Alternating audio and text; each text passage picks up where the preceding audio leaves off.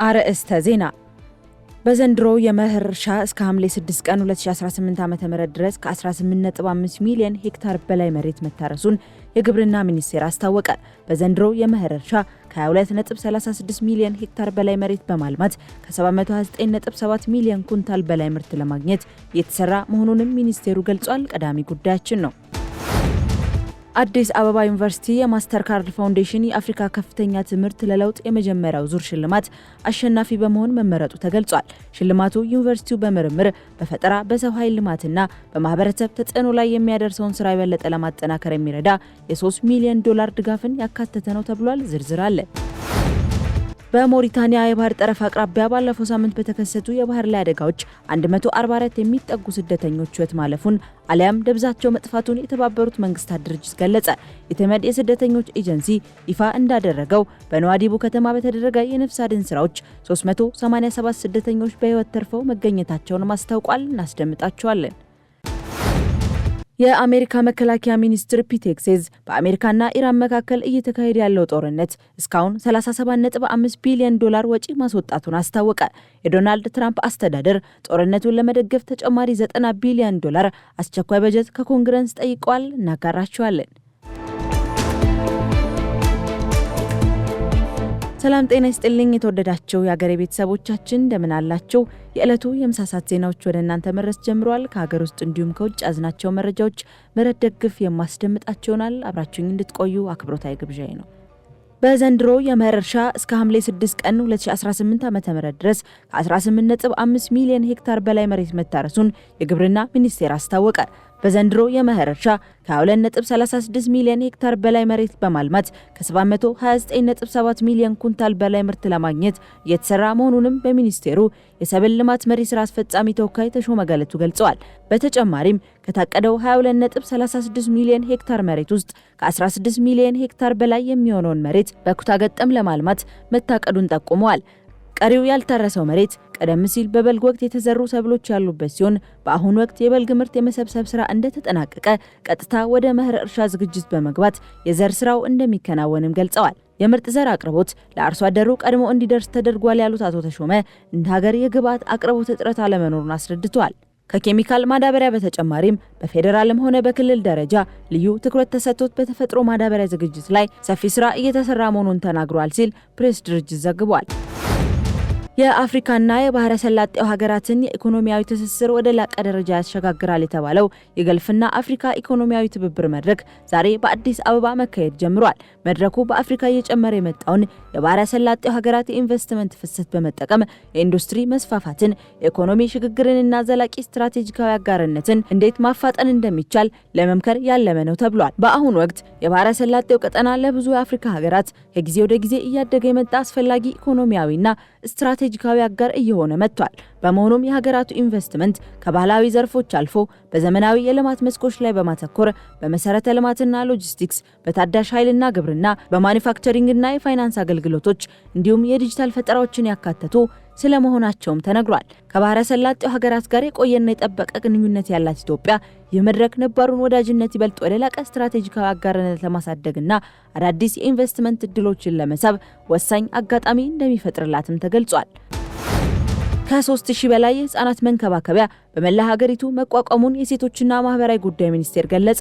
በሚኒስቴሩ የህፃናት መብትና ስብዕና ቀረጻ ዴስክ ኃላፊ አቶ በለጠ ዳኜ እናቶች መንግስት ባዘጋጃቸው የህፃናት መንከባከቢያ ስፍራዎች ልጆቻቸውን በማስቀመጥ በተለይም ኢኮኖሚያዊ ችግር ያለባቸው በስራ ራሳቸውን እንዲያግዙ መመቻቸቱን ለሀገሬ ቴሌቪዥን ተናግረዋል። በዚህም ተቋሙ ከ3000 በላይ የህፃናት መንከባከቢያ በመላ ሀገሪቱ ማቋቋም እንደቻለ ገልጸዋል። ይህንንም ለማስፋፋት ሰፊ እቅድ ተይዞ እየተሰራ መሆኑን በማንሳት የክልል ጤና፣ ትምህርት እንዲሁም ሴቶችና ማህበራዊ ቢሮዎች በኩል ቀዳሚ አጀንዳ ተደርጎ እንዲሰራ ጥረት እየተደረገ መሆኑን አንስተውልናል። አቶ በለጠ በአዋጅ ቁጥር 1263/2014 መሰረት ተቋሙ የሴቶችንና ህፃናትን ጉዳይ እንደሚከታተል አንስተው የህፃናት መንከባከቢያ ተቋማትን ማስፋፋትና ምቹ ሁኔታ መፍጠር ላይ የተሰራ መሆኑን ጠቅሰዋል። በዚህም በሀገር አቀፍ ደረጃ ራሱን የቻለ የፖሊሲ ማዕቀፍ እንዳለ ጠቅሰው ተቋማቸው ይህንን ለማስፈጸም ስትራቴጂ ነድፎ ወደ ትግበራ መግባቱን አክለው አንስተዋል። የህፃናት መንከባከቢያዎቹ እናቶችን በኢኮኖሚ ለማገዝ ካላቸው አበርክቶ ባለፈ ከ4 ዓመት በታች ያሉ ህፃናት ልጆች በአካል በአእምሮ በስነ ልቦና እንዲሁም ማህበራዊ ንቃት ዙሪያ ተገቢውን እንክብካቤ እንዲያገኙ ይሰራል ነው ያሉት አቶ በለጠ።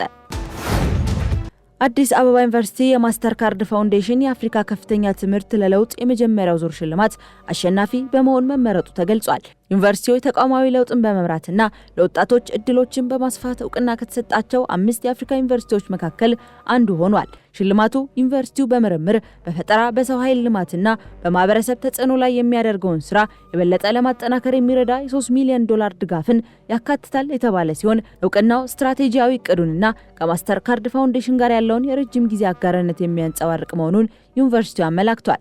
አንጋፋ ስመጥርና ራስ ገዝ የሆነ ዩኒቨርሲቲው ይህንን እድል ለኢትዮጵያና ለአፍሪካ የምርምር ብቃት ፈጠራና ለውጥ አምጪ ትምህርትን ለማጠናከር እንደሚጠቀምበትም ገልጿል። አዲስ አበባ ዩኒቨርሲቲ ለዚህ ስኬት አስተዋጽኦ ላደረጉ መምህራንና ሰራተኞችን ጨምሮ ለዩኒቨርሲቲው ማህበረሰብ ምስጋና አቅርበዋል። ከሀገር ውጪ ወደ ያዝናቸው መረጃዎቻችን አለፍን። በሞሪታኒያ የባህር ጠረፍ አቅራቢያ ባለፈው ሳምንት በተከሰቱ የባህር ላይ አደጋዎች 144 የሚጠጉ ስደተኞች ሕይወት ማለፉን የተባበሩት መንግስታት ድርጅት አስታወቀ።